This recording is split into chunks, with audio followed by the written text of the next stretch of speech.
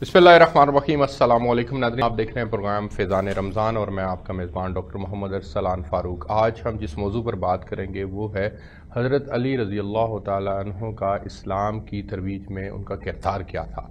इसके ऊपर तफसील से आज अपने पैनलिस्ट के साथ गुफ्तगू करेंगे, उनके किरदार को देखने और समझने की कोशिश करेंगे और अल्लाह से तौफ़ीक मांगेंगे कि अल्लाह रब्बुल इज़्ज़त हमें उनका किरदार को आज अपनाने की तौफ़ीक अता फ़रमाए। मैं बहुत मशकूर हूँ पीर शफ़ात रसूल साहब का, मजहबी स्कॉलर हैं।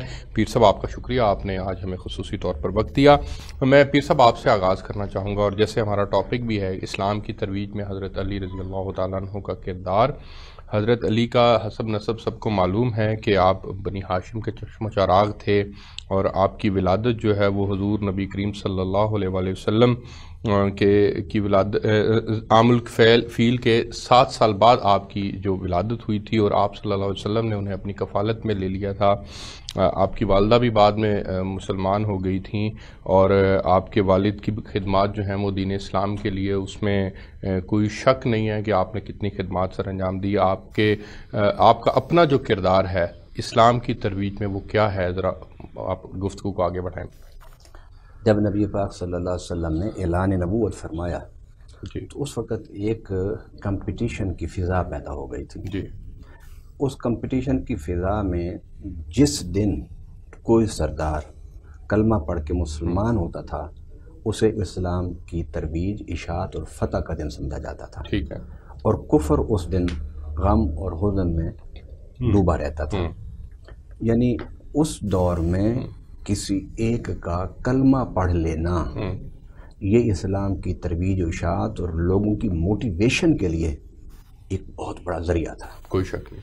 मैं ये तो नहीं कहता कि सैयदना बिलाल रज़ी अल्लाह ताला अन्हु या सैयदना अम्मार बिन यासिर रज़ी अल्लाह ताला अन्हु या आपकी अम्मा हज़रत सुमैया, वो ख़ानदान ग़ुलामा था, ग़ुलाम ख़ानदान था, उनके कलमा पढ़ने से इस्लाम को कोई तक़वियत नहीं मिली होगी, यकीनन मिली होगी। लेकिन अगर आप उस माहौल को देखें कि जिस माहौल में ग़ुलामों को इंसान ही नहीं समझा जाता था, उस माहौल में उनके लिए उनका कलमा पढ़ना कोई इतनी बड़ी बात नहीं थी। गो इस्लाम कबूल करने वालों की अददी अक्सरियत में इजाफा तो हुआ, लेकिन जब आप कैफियत क़ुव्वत में अगर आप आएँ तो उसमें कोई इतना इजाफा नहीं हुआ। अब जब मौला अली करमल्लाहु ताला वजहुल करीम की बारी आई और वो किस तरह, मैं ये नहीं कहता कि मौला अली करमल्लाहु ताला वजहुल करीम ने इस्लाम को कबूल किया, इस्लाम को कबूल नहीं, जब भी आपने अपना ईमान बताया तो वो आपने अपने ईमान का इजहार फरमाया, आपने ऐलान फरमाया। जिस तरह हम कहते हैं ना, नबी सल्लल्लाहु अलैहि वसल्लम ने जब अबू कुबैस पर खड़े होकर जब ऐलान नबूवत फरमाया था 40 साल की उम्र में, उस वक़्त आपको नबूवत मिली नहीं थी, बल्कि आपने अपनी नबूवत जो हज़रत आदम की तख़लीक़ से पहले अल्लाह ने आपको दी हुई थी उसका ऐलान फरमाया। जो आगोश नबूवत में पला हो बच्चा और जिसने सुबह शान पाक सल्लल्लाहु अलैहि वसल्लम की सोबत से मुस्तफ़ीद हुआ हो, जो वही की अनवार और तजल्लियात में जिसने आँख खोली हो, जिसके ऊपर एक दिन भी शिरक और कुफ्र का कोई साया ना आया हो, वो उस मौके पर जो दावत हुई, दावतुल अशीरा, उस मौके पर इस्लाम कबूल नहीं किया आपने अपने इस्लाम का उन सरदारों के सामने इजहार फरमाया। अच्छा, जब इजहार फरमाया, मैं तफसील वाक़यात की तफसील में नहीं जाना चाहता, मैं आपका जो मौजू है उसको फोकस करना चाहता हूँ। नबी पाक सल्लल्लाहु अलैहि वसल्लम ने उन्हें बताया कि मैं नबी हूँ, अल्लाह का रसूल हूँ और तुम लोग इसके कबूल करो इस दावत को। तो उन्होंने नबी पाक सल्लल्लाहु अलैहि वसल्लम के इस पैगाम का मजाक उड़ाया। मजाक किस तरह, हंस दिए और ठट्टा करते रहे। इतने में मौला अली करमल्लाहु ताला वजहुल करीम खड़े हो गए। आपने खड़े होकर 7 साल या 8 साल आपकी उम्र थी और जिस्म के हिसाब से आप नहीफ थे, कमज़ोर थे आप, और इत्तेफाकन आपकी आंखों में भी आशोब था। जब वो कहके लगा रहे थे तो मौला अली खड़े होकर आपने फरमाया कि ए मेरे भाई मोहम्मद, इनमें से कोई तेरा कलमा पढ़ के तेरे साथ न खड़ा हो, मैं तेरे साथ हूँ। इस पर दूसरा कहका लगा, और दूसरा कहका क्या लगा, उनका कि ये बच्चा हुज़ूर सल्लल्लाहु अलैहि वसल्लम हज़रत मौला अली करमल्लाहु ताला वजहुल करीम के इन कलमात पर आपकी आंखों से खुशी से आंसू बह निकले। बिल्कुल ऐसे ही। तो आपको जब कुफार ने देखा तो उन्होंने कहा कि मोहम्मद बड़े खुश हो रहे हो, یہ بچہ کیا تمہاری مدد معاون کرے گا؟ تو میرے آقا نے فرمایا تم اس بچے کے 8 سالہ عمر اور نحیف جسم کو دیکھ رہے ہو، میں نظر نبوت سے اس کے اندر فاتح خیبر کا مجسمہ دیکھ رہا ہوں۔ سبحان اللہ۔ اور نبی پاک صلی اللہ علیہ وسلم نے اس وقت حضرت علی سے مخاطب ہو کے فرمایا تھا کہ بیٹھ جا، تو میرا بھائی اور میرا وارث ہے۔ اچھا، اب اس وقت مولا علی کا اعلان فرمانا اور اظہار فرمانا، یہ بعد میں جب انہوں نے سوچا، انہوں نے کہا کہ یہ کوئی عام واقعہ نہیں ہے، علی اگر ادھر چلے گئے ہیں تو ابو طالب بھی ادھر ہی ہیں، پھر علی کے جو باقی بھائی ہیں وہ بھی ان کے ساتھ ہوں گے، اور یہ بنو ہاشم قبیلہ ہے، یہ تو اب ہم سے کٹ گیا۔ بعد میں انہوں نے سوچا اور دیکھا تو پھر ان کی خوشی ختم ہو گئی۔ میں یہ بتانا چاہتا ہوں کہ پریکٹیکلی جد و جہد وہ تو ہوتی ہے کسی چیز کی اشاعت کے لیے، کوئی پلاننگ کرنا، کوئی بیان دینا، کوئی خطاب کرنا، لوگوں کو موٹیویٹ کرنا، یہ تو ہے، لیکن مولا علی کرم اللہ تعالی وجہ الکریم کا اس ایٹماسفیئر میں اپنے ایمان کا اظہار کرنا، یہ بے شمار سرداروں کے لیے اور غلام خاندانوں کے لیے، غلام افراد کے لیے ایک جرت، ایک موٹیویشن، ایک توجہ کا باعث بنا۔ یعنی مولا علی کرم اللہ تعالی وجہ الکریم کے اس اعلان کے بعد حضرت ابو طالب رضی اللہ تعالی عنہ انہوں نے بھی اس فیصلے کو پسند فرمایا، حالانکہ اس وقت تک مولا علی نے اپنے والد کے سامنے اس کا اظہار نہیں کیا تھا، لیکن اس اعلان پر ان کا خوش ہونا، یہ بھی ان سرداران مکہ کا جو ماحول تھا، کفار کا جو ماحول تھا، اس میں ایک موٹیویشن تھی۔ اس سرداران مکہ نے جب سیدنا ابو طالب کے چہرے پر مسکراہٹ دیکھی، خوشی دیکھی، تو ان کے اندر زلزلے برپا ہو گئے کہ ہم تو سمجھ رہے ہیں کہ یہ ایک کمزور سا جسم والا بچہ ہے، نانا ایسے نہ سوچو، وہ جو اس کا باپ ہے، جو بنو ہاشم کا سردار ہے، وہ بھی خوش ہو رہا ہے، اس کا مطلب ہے کہ ابو طالب بھی محمد کے ساتھ ہیں۔ بالکل ایسے ہی ہے، اور آپ کی حضرت ابو طالب کی تو بے شمار خدمات ہیں نا، یہ تو خدمات تو حضور صلی اللہ علیہ وسلم کے اعلان نبوت سے پہلے کی بھی ہیں اور بعد کی بھی ہیں۔ میں بات یہ کر رہا ہوں کہ ترویج اسلام میں حضرت علی نے بنیاد ڈالی، اور علی کا اعلان اسلام کرنا اور اظہار اسلام کرنا، یہ ایک دفعہ تو ان کے کہکے کا سبب بنا، لیکن اگلے ہی لمحے ان کو سمجھ آ گئی کہ علی کے سارے بھائی بھی محمد صلی اللہ علیہ وسلم کے ساتھ ہیں، اور علی کے والد کو جب چہرے کو دیکھا تو وہ بھی متبسم تھے، وہ یہ سمجھ گئے کہ بنو ہاشم جو ہے وہ تو اسلام کے پلڑے میں چلا گیا ہے، اور یہ ان کے لیے بڑی تشویش کی بات تھی۔ اور پھر انہوں نے دیکھا، آپ دیکھیں حضور صلی اللہ علیہ وسلم کا پورا جو دور گزرا مکہ میں 13 سالہ دور، اس پورے دور میں اگر دائیں بائیں آگے پیچھے کوئی نظر آیا تو فرزندان ابو طالب ہی تو تھے۔ سبحان اللہ، بالکل کوئی شک اسلام کی ترویج میں حضرت علی رضی اللہ تعالیٰ عنہ کے کردار کے اوپر پیر شفاعت رسول صاحب سر حضرت علی رضی اللہ تعالیٰ عنہ نے بے شمار غزوات کے اندر حصہ لیا، اور آپ کی شجاعت اور بہادری کے بے شمار واقعات ہیں۔ غزوہ بدر کا واقعہ بھی ہمارے سامنے ہے۔ میں چاہوں گا کہ آپ نے جو شجاعت و بہادری کے جو بے شمار واقعات ہیں، ان میں سے چند ایک واقعات آپ ناظرین کے لیے سنائیے۔ سیدنا علی کرم اللہ تعالی وجہ الکریم، آپ کا ایک لقب ہے حیدر کرار، تو حیدر کرار کا معنی خود اس بات کا غماز ہے کہ علی سے بڑھ کے کوئی شجاع نہیں تھا۔ لیکن ایک بات آپ نے کی، میں اس ادھر بھی آپ سے اختلاف کا حق رکھتے ہوئے میں بات کرنا چاہتا ہوں کہ حضور صلی اللہ علیہ وسلم نے اسلام پیش کیا اور مولا علی نے قبول کیا، ایسی مجھے تو کوئی روایت نہیں ملتی۔ اسلام آنے سے پہلے سیدہ خدیجہ الکبریٰ اور مولا علی یہ دونوں حضور صلی اللہ علیہ وسلم کے ساتھ نماز پڑھا کرتے تھے۔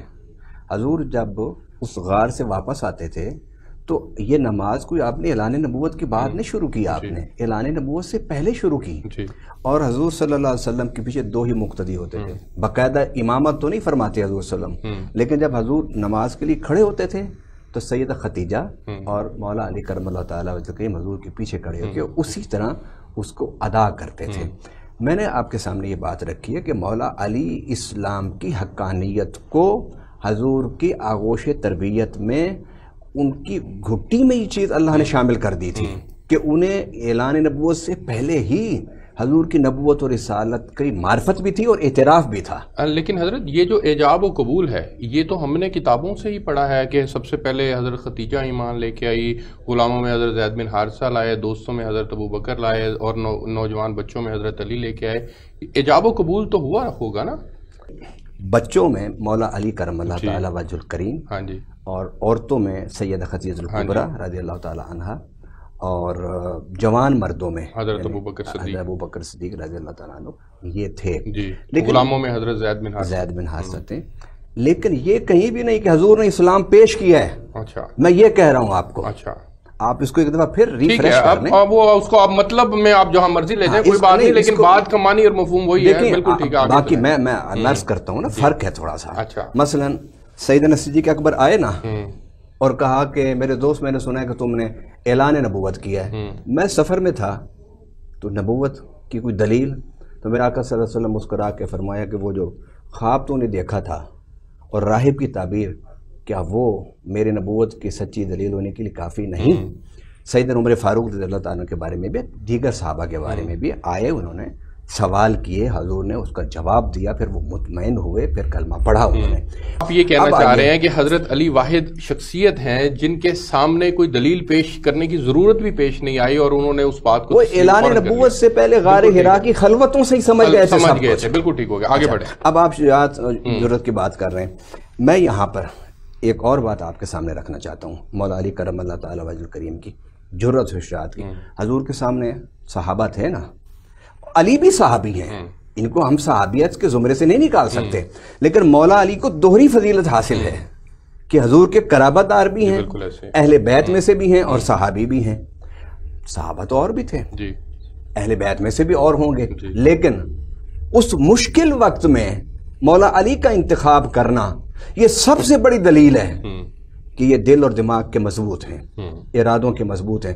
اور یہ بھی حضور کو پتا تھا کہ وہاں جن لوگوں نے گھیرا ڈالا ہوا ہے وہ کوئی 1 2 4 بندے نہیں ہیں، مختلف روایات کے مطابق 25 سے 30 لوگ تھے۔ میرے آقا سمجھتے تھے کہ علی اتنا بہادر ہے، اتنا مضبوط ہے، اتنا جری ہے۔ ایک تو یہ نا کہ میں کہوں کہ مولا علی نے یہ کارنامے دکھائے، ایک یہ کہ حضور صلی اللہ علیہ وسلم کا یہ فیصلہ بتاتا ہے کہ مولا علی سے بڑھ کے کوئی جری اور جرأت مند کوئی نہیں، کہ جو اکیلا 30 لوگوں سے 35 لوگوں سے 40 لوگوں سے مقابلہ کر سکتا ہے۔ جا کے سو گئے وہاں جا کے اور بڑے سکون سے سوئے۔ آپ نے بات کی، میں آپ کی بات کو مکمل کرنا چاہتا ہوں۔ لوگوں نے پوچھا کہ علی تم تو تلواروں کے پہرے میں کیسے سکون کی نیند سو گئے؟ ان کا جتنا مزہ مجھے اس رات آیا کبھی نہیں آیا۔ انہوں نے کہا کیوں؟ انہوں نے کہا کہ حضور نے فرمایا تھا تو مانتے تھے کہ مجھے مدینے آ کے ملنا، یہ پوری حدیث ہے۔ سبحان اللہ۔ تو فرمایا کہ جب آقا کی زبان سے نکل گیا، میں نے کہا اب تو یہ 40-45 تلواریں تو میرا کیا بگاڑیں گی؟ کائنات کی کوئی بھی جابر میرا کچھ نہیں بگاڑ سکتا۔ اور پھر حضرت غزوہ بدر کی طرف بھی تو دیکھیں نا، جب نبی پاک صلی اللہ علیہ وسلم کفار کے بالکل جھرمٹ میں تھے اور اس وقت میں حضرت علی نے، وہ تو مولا علی کرم اللہ تعالیٰ وجہ الکریم نے جرأت و بہادری دکھائی۔ میں یہ بتا رہا ہوں کہ یہ حضور صلی اللہ علیہ وسلم کا فیصلہ اس بات کے غماز ہے کہ علی سے بڑا کوئی جرأت، کوئی جری، کوئی شجاعت، کوئی بہادر نہیں۔ پھر آپ دیکھ لیجئے، بدر کی بات تو آپ نے خود کر دی کہ آپ نے وہاں کیا، اور مولا علی کرم اللہ تعالیٰ وجہ الکریم کی یہ سیرت میں موجود ہے کہ حضور صلی اللہ علیہ وسلم کے ساتھ جتنے غزوات میں آپ گئے، آپ کبھی بھی دوسری صف میں نہیں لڑے، آپ صف اول میں ہوتے تھے۔ سبحان اللہ۔ اور میرے آقا صلی اللہ علیہ وسلم کی قرب میں جنگ کرتے تھے۔ سبحان اللہ۔ تو لوگ پوچھتے تھے کہ تم حضور کے قرب میں کھڑے ہو کے کیوں جنگ کرتے ہو؟ انہوں نے کہا کہ 2 ثواب لیتا ہوں میں، ایک ثواب تو جہاد کا، جنگ کا، تلوار چلانے کا، اور دوسرا اس لیے سے کہ میں حضور صلی اللہ علیہ وسلم کی حفاظت کا کام کروں گا۔ انہوں نے کہا یہ حفاظت تم کیسے کرو گے؟ کہ مجھے میرے ابا ابو طالب نے لوریاں جب دیتے تھے تو اس وقت بھی یہی کہتے تھے، بیٹا تمہارا سب کچھ قربان ہو جائے لیکن محمد کا بال بھی بکا نہ ہو۔ سبحان اللہ، بہت خوب، بہت خوب۔ سر میں چاہوں گا کہ فقہ و اتحاد، اس کے اوپر جو حضرت علی نے جو کردار ادا کیا اور دیگر صحابہ کی جو رہنمائی فرمائی، کائنڈلی اس کے چند ایک واقعات جو ہیں وہ میرے ناظرین کے لیے پیش کیجیے گا۔ اللہ تعالیٰ نے قرآن پاک میں ارشاد فرمایا کہ جسے رب حکمت دے دے فقط اوتی خیرن کثیرہ، اسے اللہ نے بہت کچھ عطا فرمایا۔ اور میرے آقا صلی اللہ علیہ وسلم نے فرمایا من یرد اللہ بہ خیرا یفقہہ فی الدین، اللہ تعالیٰ جس کے ساتھ بھلائی کا ارادہ فرماتا ہے اسے تفقہ فی الدین عطا فرما دیتا ہے۔ شاگرد جو ہوتا ہے نا، وہ استاد کے علم اور فضل کا مظہر عتم ہوتا ہے۔